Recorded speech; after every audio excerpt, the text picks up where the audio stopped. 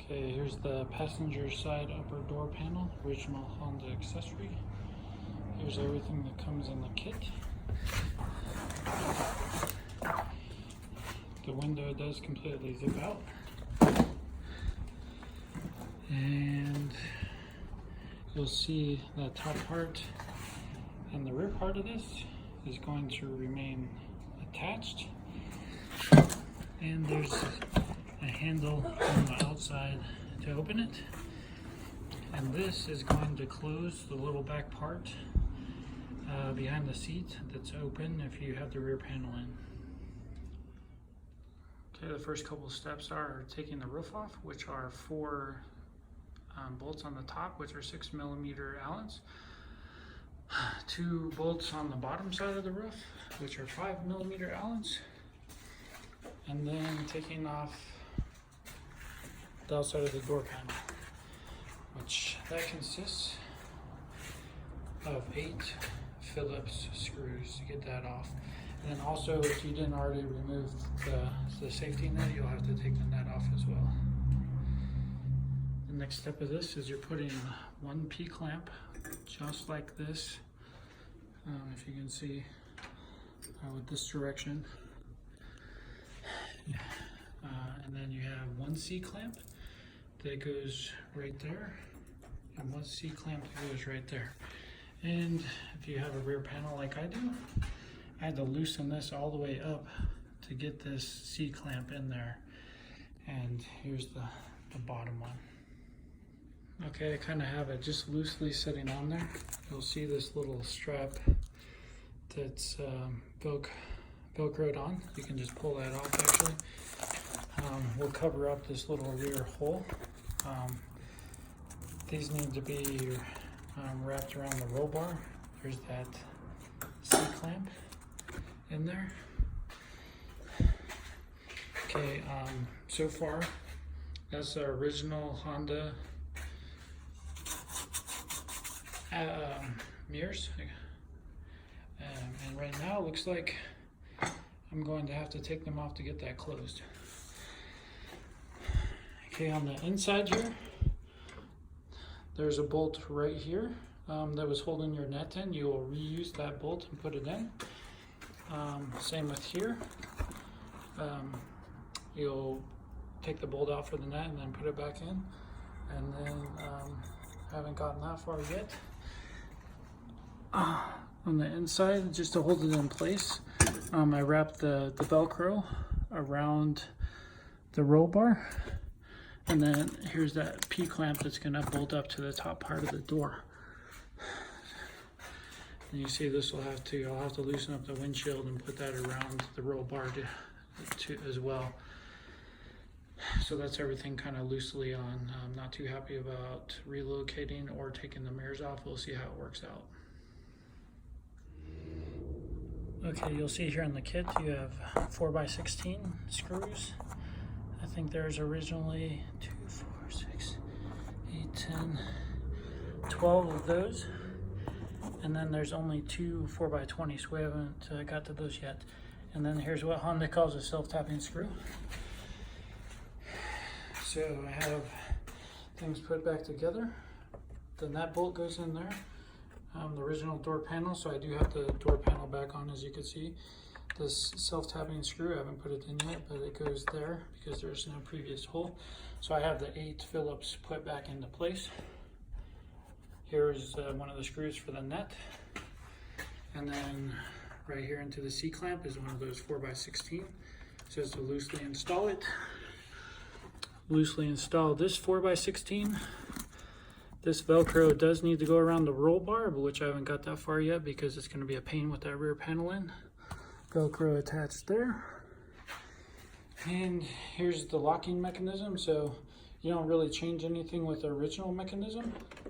So that just goes from the inside to open it up like that. I did take off my side mirror, so now it does shut. And then to get back in, you just lift that up. I also do need to wrap this Velcro under the windshield. So that's what it looks with the door panel back on. kind of roughly put in with the window zipped out. Yeah, it's going to be interesting for sure. Wrap that up. It's definitely a pain with the rear panel and the front windshield and the side mirror. So to get that Velcro strap around the roll bar, I did unhook that rear panel, just took that one bolt out and then gently kind of pried it back because the roof up there is already loose. So that's not connected. So pulled out pretty easy, and then I got the Velcro. It says to pull it as high as possible and as tight over to attach it right there. Okay, there's that little side piece with the rear panel still pushed out. There's two Velcro straps that come around there that close up this back section. And there's a Velcro strap that goes around right there. And then the next step is going to be to tighten up this C-clamp and this C-clamp and tighten up the P-clamp right there. But everything is pretty much Velcroed together. That's about how far the rear panel, and I'm just guessing because it was already difficult without these Velcro straps, but it was very difficult getting that back, getting this clamp through the windshield, so we'll see how that goes, but it is all closed off fairly well. Okay, we have everything tightened down, the two C clamps and the one P clamp. The directions call for the net to be installed with this. So there's some space right here. You probably need to put a couple of washers in there for that to get tight, because there's enough space in there for the net harness. So just keep that in mind. I mean, if you install the net, you don't have to worry about that. Without the net, you'll have to put a couple of washers under there to get it tight. This is saying right here, this came loose. This is saying how you can kind of adjust the door handle to make sure it's working correctly. And then once the door handle is working correctly and you have those little tiny 4mm nuts tightened down, because you don't want to lose that 4mm nut. So make sure those are tight. You'll use, there's three little bolts, the 4x16 bolts you'll use to put this on. One there, one down there on the bottom, and one there. Oops. There, got the door shut all the way, so you can kind of see. I mean, it's fairly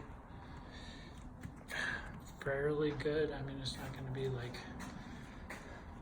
you know, waterproof or windproof, but pretty decent. So here's the finished product. I did take the nut off the back of this to get this Velcro strap right here around the frame. But here's kind of what it looks like. Because I'll say one thing right now is when it rains, and I go out a lot when it rains because nobody's out riding. When it rains, all the water kind of runs off here and then falls down onto your arm. So this should kind of catch that for the most part. I still have the protective panel on the window there. But here there's two zippers. So both zippers go around to this back corner where they will completely disconnect. So that top one will go all the way around. I'm trying to think. I mean, I don't know if they're worth the $750, but it is going to be nice to have these in the wintertime.